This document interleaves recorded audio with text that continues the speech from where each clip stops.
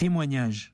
Depuis 5 jours, pillage, vandalisme, affrontements entre les forces de l'ordre et les émeutiers ont secoué le pays. Au cœur de cette crise, nous avons décidé d'interroger une personne qui a tout perdu dans un incendie. La maison de ses parents est partie en cendres. On écoute Julien, on lui a donné ce nom d'emprunt pour témoigner à visage caché. On l'écoute au micro de Michel Pimbé. La première nuit, ça a été assez calme, on va dire. Ils étaient posés sur les ronds-points, mais sans grande manifestation, quoi. Et c'est à partir du mardi où il y a eu un début de déchaînement de violence. Ils ont commencé à partir de 18h là, pour à mettre le feu du coup à une entreprise qui est dans notre rue. Donc voilà, cette nuit-là, on n'a pas dormi, c'est ça. On a veillé toute la nuit pour qu'il n'y ait pas d'autres maisons qui prennent feu dans la rue, pour protéger ce qu'on avait à protéger nous, chez nous, mes parents, ma mère, voilà, des choses comme ça. On a pu un peu se reposer mercredi matin. Et mercredi après-midi, les caillassages ont commencé sur la maison, sur les véhicules, sur la toiture, surtout des gros parpaings sur la toiture.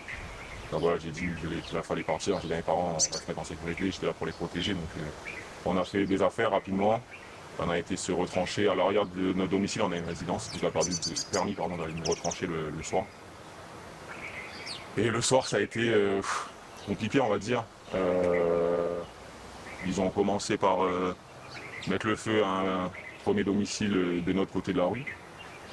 On ne pouvait rien faire pour cette maison-là, mais avec les riverains, on a réussi à sauver notre maison une première fois. La police est intervenue. Mais on savait très bien que quand la police allait partir, ils allaient revenir encore plus énervés. Et dans nos têtes, c'était déjà fini. Je savais très bien que la maison allait partir.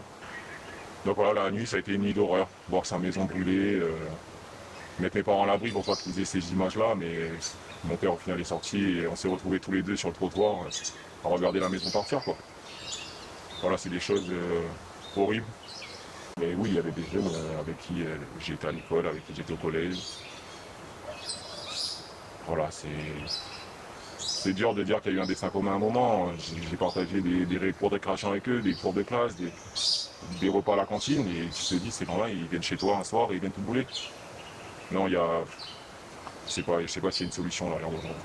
C'est incompréhensible, on est abattu et je reste fort pour mes parents. Aujourd'hui, je vais parler parce que je sais que c'est pas possible qu'ils partent. Donc je reste fort et il n'y a pas le choix de toute façon, il faut qu'on avance. Et on espère que le calme va revenir rapidement quand même.